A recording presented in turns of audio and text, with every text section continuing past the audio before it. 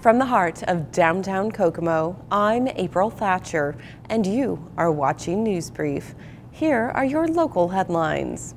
Kokomo Mayor Greg Goodnight delivered his annual State of the City speech on Monday, urging business and community leaders to continue the city's pace of progress, which has resulted in billions of dollars of private investment from Kokomo's leading manufacturers and local businesses. I delivered my first State of the City address in February 2008, just a few short weeks after taking office. Imagine if I had told you during that speech of all the things we would accomplish between then and now. That we would build the Kokomo Arts Pavilion and that it would bring tens of thousands of visitors to Foster Park each year for more than a dozen free public events. And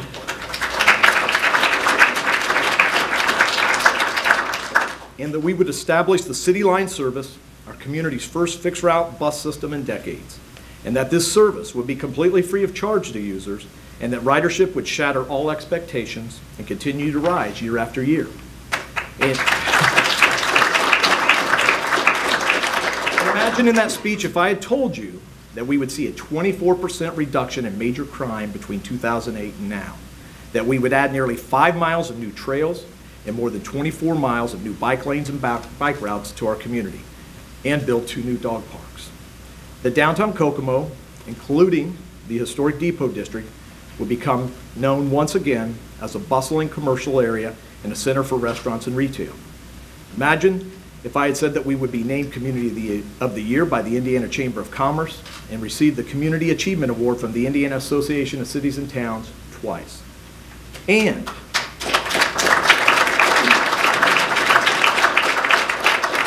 that we would complete the City of Kokomo's first major annexation in more than 30 years, presenting a more accurate portrait of our community by bringing in deep-rooted parts of our urban region.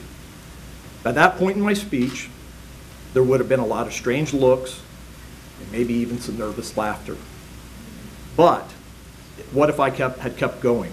If I had told you that in just a few short years, Kokomo would have a new 4-story parking garage with 35 apartment units on the 5th and 6th floors, and that we would break ground on that new $16 million YMCA in the heart of Kokomo, and that a new baseball stadium would be under construction just across the Wildcat Creek, and that a private developer would build new apartments on the south side of Kokomo, specifically to serve Indiana University Kokomo residents and students, and that Kokomo schools would establish an international school housing foreign exchange students right here in Kokomo, that Ivy Tech would establish a presence in the former Armstrong Landon building, one of our city's largest, most prominent landmarks, and that Chrysler would invest more than $1.8 billion in its Kokomo facilities, and that at a time when across our state and nation, jobs continue to go overseas and plants continue to close, we would reverse that trend by working with Patriot Porcelain to reopen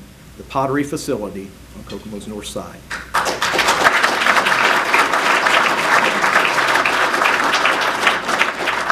Imagine if I had told you back in February 2008 that all of these things would happen, every single one of them and more. And on top of that, imagine if I told you that all these things would happen in the wake of the greatest economic recession to hit our city, state, and nation since the 1930s, during a time when we were faced with high unemployment and a shrinking budget, at a time when many of our largest employers were in a state of crisis and it was uncertain whether they would continue their operations in Kokomo, much less expand. Let's be honest, if I had said all this back in that first State of the City address, I would have been laughed out of the room. Most of you would have seen me as a wild-eyed dreamer in need of a rude awakening and a lesson on what we can actually realistically accomplish. 7 years ago, there were people who thought that converting our downtown streets to two-way traffic was a wildly unrealistic idea. There were people who criticized us when we took out traffic lights and parking meters. There were people who thought we were wrong to get rid of those tasteless yellow signs that littered our streets, or that we shouldn't have worked to reduce our ridiculous number of billboards. Compared to that, talk of housing developments, parking garages, and a new YMCA would have been unthinkable. Absolutely unthinkable. Thankfully, not all of us agreed. Thankfully, our community was also filled with women and men who were willing to not only dream big, but to act big. The last several years have been a difficult time for our city, our county, and our state. In the wake of that Great Recession, there were a lot of late nights and plenty of discussion and debate. When faced with such adversity, we could very easily have made the wrong decisions, or worse yet, we could have made no decisions at all. We could have done nothing and simply allowed our community to wither away slowly, as so many other communities have throughout the years. We could have gone into caretaker mode, patching over our problems just enough to get by. We could have admitted defeat by slashing services and raising user fees instead of continuing the vital services our residents have come to expect. All of those choices would have represented a retreat, a step backwards to our community. But as NP Young reminded us back in 1978, bad news is just an excuse. So we didn't go backwards and we didn't stand still, we went forward. This year's Samaritan Caregivers Chocolate Celebration turned out to be the lucky 13th. No snow and the largest crowd ever chowed down on a record 4,745 chocolate treats, generating $14,000 to help needy seniors. Substantial contributions from sponsors such as J. Edwards Fine Chocolates, Gourmet Cakes and Unique Gifts, Haynes International, and Indiana American Water. Also, 32 fabulous contributors of scrumptious chocolate treats made that goal possible. If you have ever been interested in the history of Kokomo, Kgov2 has released a two-part documentary entitled Kokomo Heritage Part 1, The Spirit of the People, and Part 2, Manifestations of Prosperity. The production is free to view on Kgov2's YouTube channel and may also be found on the City of Kokomo City Hall's Facebook page. Organizers are ready to roll out the red carpet to raise awareness of heart disease during the 7th annual Go Red for Women fashion show. The UAW Local 685 will present the fashion show at 1 p.m. on February 28th at the Kokomo Event and Conference Center at 1500 North Reed Road. The show, featuring 72 local models showing off fashions from local women's retail stores, will include a silent auction benefiting the American Heart Association. Event Chair Tammy Moore said the event has been a huge hit since it started, selling out in its first year while raising $10,000. It has raised similar amounts in subsequent years, making it a unique fundraiser people look forward to. The most important aspect of the event, Moore said, may be the message. Heart disease is the #1 killer of women, causing 1 in 3 deaths each year, according to the American Heart Association. Tickets for the show are $10. Vendor booths are available for $150 for businesses and $100 for nonprofits. For more information, contact Tammy Moore at 765-419-1957. Oscar's Pizza has been added to the list of exceptional businesses in the Depot District at 515 North Buckeye Street. Let's take a look. We're here at Oscar's Pizza with owner and operator Matthew Rust, and he's going to tell us a little bit about what you can expect during your visit. What type of pizza are you serving here? I've got pizza by the slice, New York style pizza for a quick lunch or a quick dinner. You can get a salad, breadsticks, and a drink or side salad,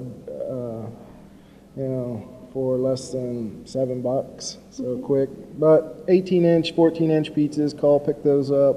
Got a 16-inch grandma style pizza. It's a pan pizza, square pan pizza. You know, grandmas don't have round pan pizzas. They got square baking pans. Okay, and we looked over your menu, and it looks pretty interesting. You want to tell them about a couple of the different pizzas that they might not be able to get, at any pizza place? I like my margarita pizza, obviously, and I like it with some fresh eggs on it, with a broken yolk, basically. You can just cook some eggs on it over easy and break them up when you're getting ready to serve it, and it's really delicious. Sounds like a culinary delight. Yes. And that's not the only interesting thing going on here at Oscar's Pizza. When you walk in, you'll notice that there's definitely a lot of different things going on, but they all work really well together. You want to tell us kind of about this style of decorating, and I know that you have some pieces in here that have been reclaimed as well. Oh yeah, it's really just keeping it fun, keeping it light. You know, when we pick the colors out, I mean, you go with a bright, aqua blue color, put some fish on the wall, make it into the sea, and I believe the big guy out the window, he used to be in the Sycamore Grill back in the day. Okay. So yeah, and then just a ton of hubcaps, putting hubcaps on the walls. Why not? And you've got some old pieces of a school building in here also. Yeah, a couple of public school features. Not sure exactly where they came from. You'd have to ask Mr. Pitcher about that. Okay. But yeah, they did a real good job considering this was just a warehouse less than a year ago. Right, and it's a reclaimed building in the Depot District, which is, just suddenly come alive. So it's great to have you a part of it. And what number do people call if they want to? 765-450-4035. Okay, so come on down to Oscar's Pizza. Today was their opening, and first Friday. First Friday, I'm doing a $1 slice, $1 Coke. So for those 4 hours, come see me and eat for $2. Awesome. So come have some great pizza in a great atmosphere, and we'll see you here. Now join us for Now You Know, as we take a look at the history of the beginning of Kokomo's roadway system.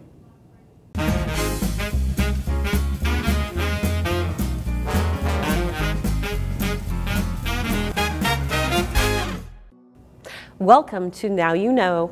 Have you ever wondered about the early development of Kokomo's roads? The landscape of the city was much different for the city's early settlers, and the invention of the automobile was still yet to come, so travel was mostly done by horseback or horse-drawn carriage. When the settlers first arrived, they utilized the paths that were created by the Native Americans that lived in the area. As they began to settle, the pioneers developed their own dirt paths where it was the easiest to travel. When the land was later surveyed and the townships formed, section and range lines were established and new roads were constructed on those lines. These roads were constructed by able-bodied men between the ages of 21 and 50 without pay. These dirt roads were used for more than 20 years. The first state road in the county was built around 1845 and ran through Kokomo on what is now Sycamore Street. The first gravel roads in Kokomo began as toll roads. Gravel companies would occupy public roads and do extra work, and therefore they would be allowed to take a toll. The Kokomo and New London Gravel Road was the first gravel road built in Kokomo. The road was finished in 1870. It was 10 miles long and cost $27,000 to build. This road still remains, and we now call it Park Avenue. Gravel roads were soon replaced with macadam, which you can see behind me. It's layers of pebbles bound together with a cementing agent. Later, the roads were constructed with bricks, some of which still exist today, such as the small stretch on Buckeye at the train depot. The foundation of our city began planning even before modern times, but still remains in use today through the evolution of the roadway systems. So, if you've ever been curious about the early development of Kokomo's roadway system and how the early settlers of our city traveled, now you know. And now for your 5-day forecast. Tuesday, partly cloudy and windy with a few flurries or snow showers possible, high of around 25. Tuesday night, clear to partly cloudy, low 13. Wednesday, intervals of clouds and sunshine, high of 24. Wednesday night, cloudy with a low of 9 degrees. Thursday, cloudy skies, high of 14. Thursday night, partly cloudy skies with a low of -4. Friday, sunshine and some clouds, high of around 15. Friday night, partly cloudy with a low of -2. Saturday, partly cloudy, high near 25. Saturday night, some snow showers early will give way to a mix of wintry precipitation overnight, low of 16. 1 to 3 inches of snow are expected. Thank you for watching News Brief. Be sure to tune in to Indiana Talks Radio for more local news on the hour. For Kgov2 and the City of Kokomo, I'm April Thatcher, and here is your community calendar.